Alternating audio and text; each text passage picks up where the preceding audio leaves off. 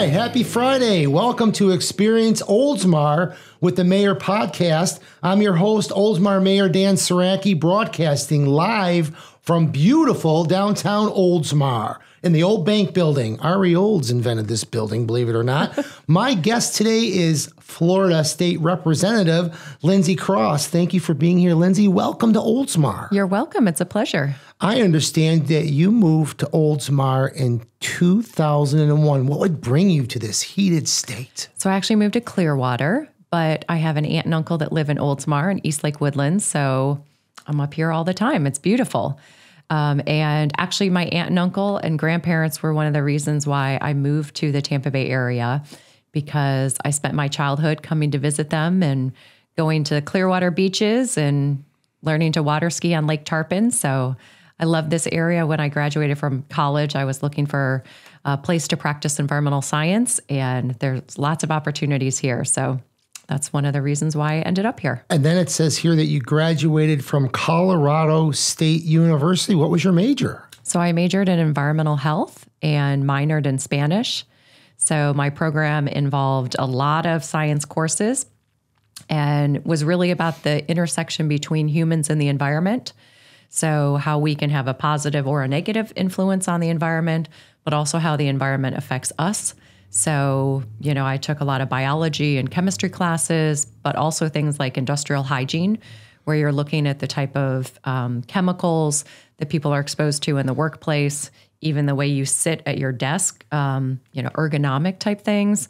We learned about how you create landfills and wastewater treatment and diseases that come from rodents, and from out west, prairie dogs are a vector of disease. But it was a really interesting program. And you're really involved in the environment. Yeah, I have been for over 2 decades. That's great. That's wonderful. So what led you to consider entering the political arena?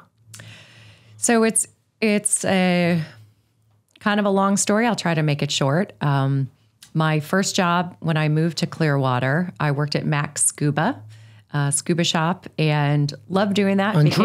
On Drew Street. Mm-hmm. I took my class there. Did you? Certified, yeah. I might have sold you some dive gear. You might have. Yeah. So I loved that. I became a dive master and was working with youth and teaching them diving, but I really wanted to get into the science, and found a job with the Tampa Bay Estuary program, and was fortunate to be there for 14 years. And I think Tampa Bay Estuary program and the transformation that's happened in our bay is a national and actually an international success story of how you can use science to set some measurable goals and make progress towards achieving those. The Tampa Bay Estuary program has a policy board made up of elected officials from the 3 major cities and the 4 major counties surrounding the bay. And so I saw how important it was for scientists to be able to share their results with people who are making decisions, who, were in charge of budgets and deciding on policies, and worked a lot on science communication and policy, but also saw that there was a need for scientists to be in elected positions. And so it inspired me to kind of go down that route. And when there were opportunities open for me to run, I took the chance. That's wonderful. So your first term in the House was 2022. That's right. And you won hands down. I won by 8 percentage points. That's wonderful. In a year where it was a pretty tough race for a lot of my colleagues. Mm-hmm. So what district do you represent? So my district is 60, and it includes portions of St. Pete, Pinellas Park, and a little bit of Lillman, unincorporated Pinellas County. So it starts about USF St. Pete in the southeastern corner, goes all the way up along Tampa Bay, up to the St. Pete Clearwater Airport, and then west into Pinellas Park. So I got to mention one thing before I forget. When we were in Tallahassee, I wanted to thank you. You always, and then I came to the house. I was up above on the second floor up there, and you waved, you welcomed me, and I just want you to know I really appreciated that. It meant a lot to me. Well, good. Yeah, it really does. Now, how long is your term? So it's a 2-year term. So I'm back up for election this November, and I can serve 4 2-year terms for a total of 8 years. And senators can serve 8 years, but they have 4-year terms. So if you're in the House, a lot of what you're doing is campaigning to keep your job. There you go. Every 2 years. Every 2 years. Well, we do it every 3 years, Yeah. so 2 years has got to. It's got 3 years is a lot of work. Yeah. Can you explain what type of assistance your district office provides to the constituents? Oh my gosh, we do so much with constituent work. So we get 2 staff people. I have a district aide and a legislative aide. The legislative aide travels back and forth with me to Tallahassee. My district aide stays in the district. And I would say the bulk of the work that she does and interns is directly responding to concerns that constituents have. For example, if someone is having a hard time getting through to a state agency, or they need assistance with unemployment, we can often get them results faster than they can on their own. When people have questions about property insurance or working with the utility providers, we can get answers for them. And so, there's people that drop into our office. We're there, 5 days a week. We've got emails and people can make phone calls. And so I know that we are responding directly to constituents each and every day. That's great. Thanks for sharing that with us. Yeah. Let's talk about some of the bills in your first 2 years in the House. What have you initiated? Yeah. So being an environmental scientist, I like to sponsor a handful of bills that I think are based on needs that I see in terms of improving water quality and public health, as well as, supporting our economy here in the Tampa Bay area. So I have filed several different water quality and climate related bills. This year I had one that would require our Department of Environmental Protection to do a statewide inventory of all of the wastewater treatment plants and identify the level of treatment, whether they've had spills, how clean the receiving water body is, and then use that as a way to prioritize our investments at the state level. Because what I've seen as a member of the Agriculture, Natural Resource and Agriculture Appropriations Committee is that we invest hundreds of millions of dollars each year in water quality improvements and helping communities upgrade wastewater treatment plants or convert septic systems to new sewer systems. But there's not a strategic way that we're appropriating that money. It's often based on the person who is sponsoring that request rather than where we have the greatest need in our state or our community. So I'd like to see a more science-driven rationale for that. And so that's a bill that I've sponsored.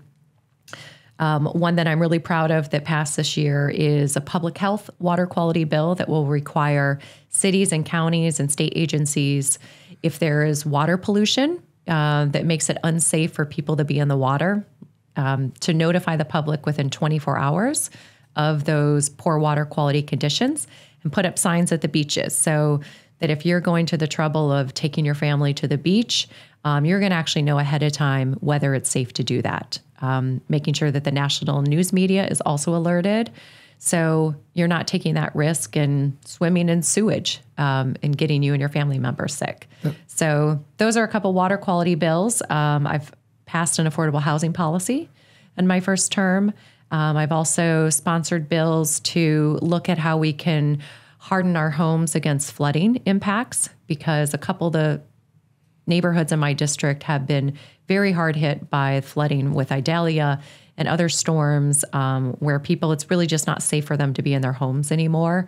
And without a comprehensive long-term strategy, which is something that we need to have, we also need to be looking at ways that we can help support some of the homeowners to keep them safe in their homes while we look at how we can collaborate between state, city, and federal officials to come up with some long-term solutions. Thank you for sharing all that great information for our listeners. That was wonderful, by the way. Okay, you currently have a few committee assignments. Can you share a few of those with us? And what caucus do you serve as vice chair? Oh, yeah. Okay, so I'm on 6 committees, and we wrapped up our legislative session in March, but I'm on 2 higher education committees, higher education appropriations and post-secondary education and workforce. So both the committee that decides the policies around our colleges and universities and trade schools, but also the one that doles out the money. I'm on Health and Human Services, which is the highest policy committee for healthcare, where we're deciding how we're going to approach different illnesses and how we support community members in their health. I'm on the agriculture and natural resource appropriations. So that's giving money out to agencies that are protecting our water, our conservation lands, and our wildlife. I'm on constitutional rights, and that's a committee that sees everything from, things related to unions and how we spend our money between our pensions and our investment programs and what we're doing with common sense gun laws. And then the last one I serve on is the Water Quality Supply and Treatment Committee. And I'm the vice chair of the Energy and Climate Caucus. Oh, wow. Mm-hmm. It sounds like everything's right up your alley. It is. Yeah. Now I know why you love your job. I do. So what else do you do during the day? Like, do you have a job during the day? I do. I'm also an environmental scientist and, have done that work for over 20 years. I've spent close to 20 years between government and nonprofit, and now I'm working for the private sector as a consultant and helping communities to develop resilience plans, look at how to fund some of their water quality improvement projects. I get to go out on the field sometimes and help protect endangered species like gopher tortoises and make sure that when we're developing areas that we're not impacting them in the process. So I get, a balance of writing and communication and policy, but also some time out in the field. Okay, so now you're on your campaign trail up till November. Yep. What are some of the actual initiatives you're currently working on, or you ended it in March? Was there anything special that you're really trying to push forward? Yeah, so I think the biggest thing facing Floridians is the property insurance crisis. And I've not seen... candidly, the leadership, the Republican majority in Tallahassee address that in a way that's helping Floridians. So in my first term, we had a special session geared towards property insurance.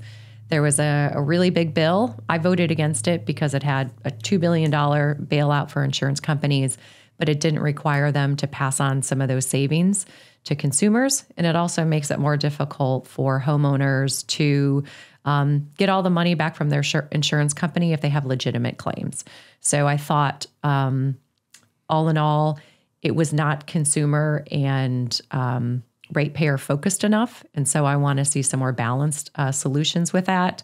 I've been involved in some policies that would provide support for making sure that we have a robust insurance market, but there's also accountability and that they're returning some of their profits back to ratepayers and lower annual premiums. So that's an issue that's really important to me. The affordability of our community. I don't know if I would be able to afford to live in this area if I hadn't moved here 2 decades ago. And so I know it's really difficult for people who are just entering the workforce, our teachers, our first responders, to be able to live in the same place that they serve their community members. So I'm going to continue working on affordable housing policy and had another bill that I sponsored this year. So those are a couple of the things that are really important to me. Looking at ways that we can expand access to affordable health care, because we're seeing a lot of discrepancies there and people are not getting the preventative treatment that they need. And we see that our first responders are going out and responding to calls for people who don't have insurance or are desperate or are using the emergency room as their primary care doctor because they don't have adequate insurance. And not only is it leading to poor health for those individuals, but as a society, as a state, it's costing us money because we're having to, foot a portion of those bills. All right, let's talk about some other fun stuff. What do you do in your spare time? Because it sounds like you're busy. I am busy, yeah. So it's a good thing that I like getting out in the community and going to events. That becomes my social life. Tomorrow I'll be at the World Oceans Day celebration over on the beach. And so I love getting involved and helping out where I can. I'm also an avid outdoors woman, so I love to hike and I love to paddle. I do love to camp. We only have a short window of time to do it here in Florida, and it is not that time right now. But I paddle with an outrigger canoe crew and try to get out on Sunday mornings and paddle with them. I love to hike I guide outdoor adventure travel for women. So I take a couple trips a year where I go and take women on portions of the Appalachian Trail or other parts of our beautiful systems here in not only in Florida, but across the U.S. So my free time is often getting out in nature and taking my dog Cooper with me to as many of those places as possible. Wonderful. Now, you mentioned volunteering. You do so much. Any special volunteering that you like doing for one organization? Yeah, so I've had a lot of organizations that I volunteer with in the past. Right now, there's not a particular one. Some of them in the past have included serving as the president of the Friends of Weeden Island, where I started a trail run, a 5-mile trail run to support environmental education and restoration there. I served on the county's Conservation and Parks Board for a while. I was a singer with the Master Chorale of Tampa Bay. Oh, wow. I worked with youth in doing science-based scuba diving in the past with a group called the True Divers. Right now, most of my time is doing my legislative work, getting out to community events, helping with groups like Habitat for Humanity or Keep Pinellas Beautiful. And then a lot of time on my campaign, knocking doors, talking to residents and learning how I can best serve them. So I've done Keep Pinellas Beautiful a couple times down in the Gandy where we collected all the trash. Yeah, that's a very interesting thing. I can't believe the amount of garbage they collect when you do that. I know. I mean, bagfuls. And it just amazes me that all that trash is in our waterways. There's that much, yeah. Our office has organized a couple of cleanups with Keep Pinellas Beautiful at the Gandy.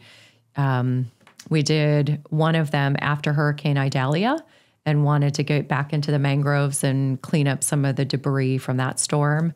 And we literally collected thousands of pounds of trash and had a woman who had found a 55-gallon drum of waste and trash that someone had just discarded.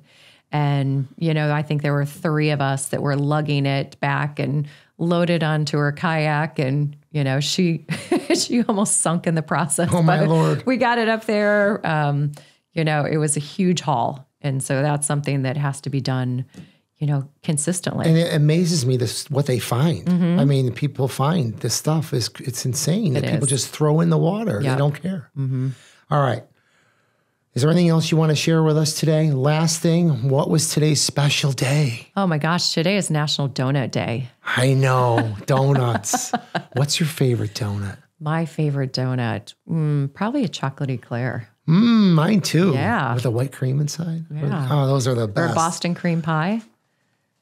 That's good too. Yeah. But the eclair is better for me. Okay.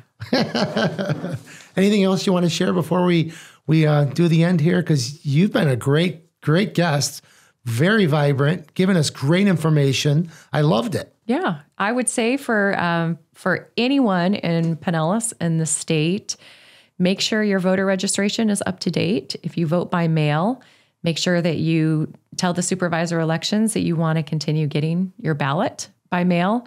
You can go to votepinellas.gov to make sure that you're getting that ballot and try to engage with your community in any way possible. The more you do, the better life is for everyone. And in November, I'm going to be rooting for you. All right. It's all November the way 5th. November 5th. To the finish line. That's right.